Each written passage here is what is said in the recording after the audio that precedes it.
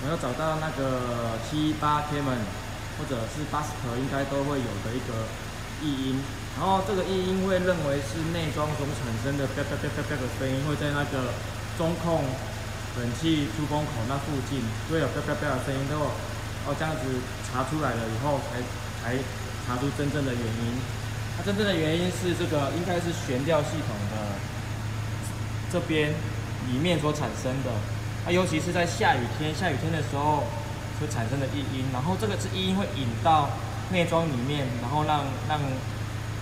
使用者会认为说是那个内装里面的一些线路问题没有抓紧，所以会去拆内装去找异音，但是为了找到最后是这边，然后它引起内装的声音。好，现在去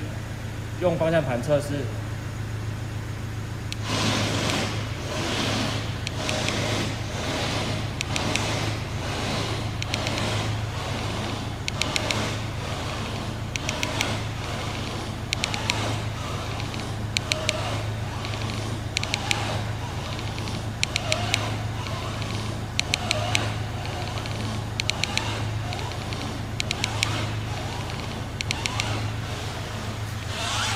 这就是用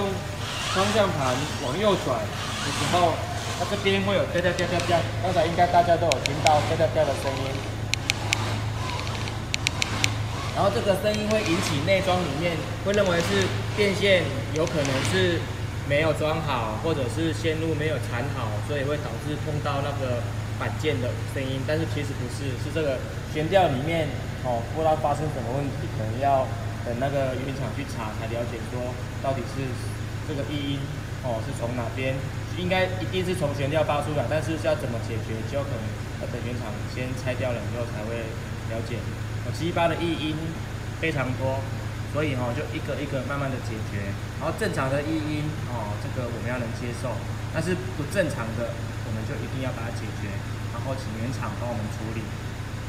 这样在驾驭车子的时候才会有驾驭车子的快感。